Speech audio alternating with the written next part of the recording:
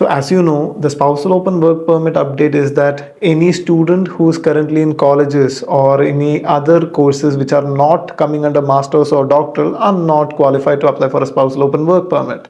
The main question is what happens to the applications placed at this point, just before the news got released?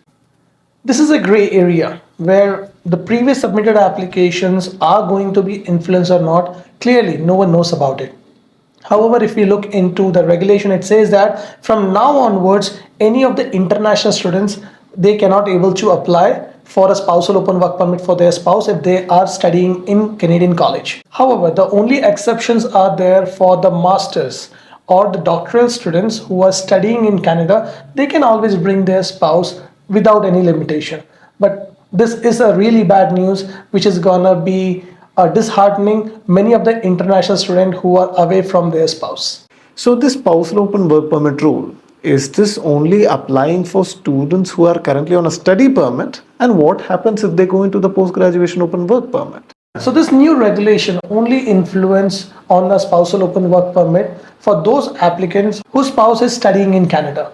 For the postgraduate work permit holder, the regulation remain the same, that the spouse just need to have any full-time job in Canada to apply for a spousal open work permit.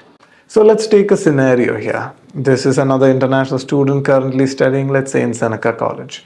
She has finished her course, now applied for a work permit, successfully got a post-graduation open work permit, now is going to apply for a spousal open work permit extension. How is this new update going to affect her? So the same thing, the new regulation is only gonna influence the international student who are studying in the college. The day the student is applied for the postgrad open work permit, the only condition for the spousal open work permit extension is that that particular international student need to have a full-time job. So if the international student have a full-time job, apply for the postgrad open work permit, then there is no issue in applying for a spousal open work permit or spousal open work permit extension, because this regulation is not influencing in any way for the postgraduate work permit holders. The biggest rumor is there is no post-graduation open work permit for any student who is completing the course in September. What do you have to say about that? So once again, always read the CIC news and read between the lines. From September 2024 onwards, only those individuals who are studying in a public-private institutes are not eligible for the postgraduate open work permit extension. At the same time, if you are studying from a publicly funded institutes like colleges or universities, there is no need to worry.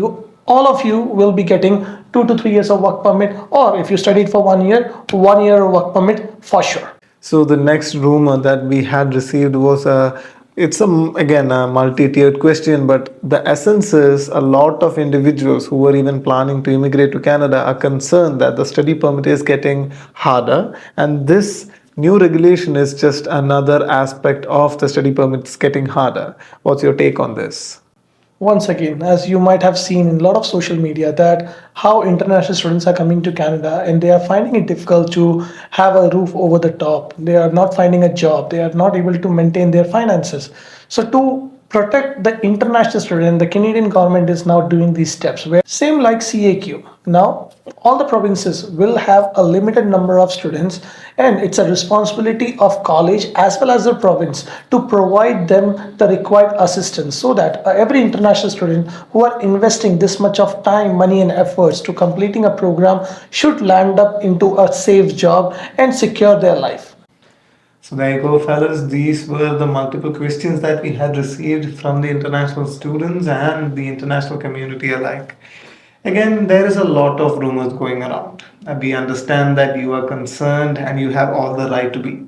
But always try to get the most legitimate information out there. The best ways are, first, you can look into the CIC's website.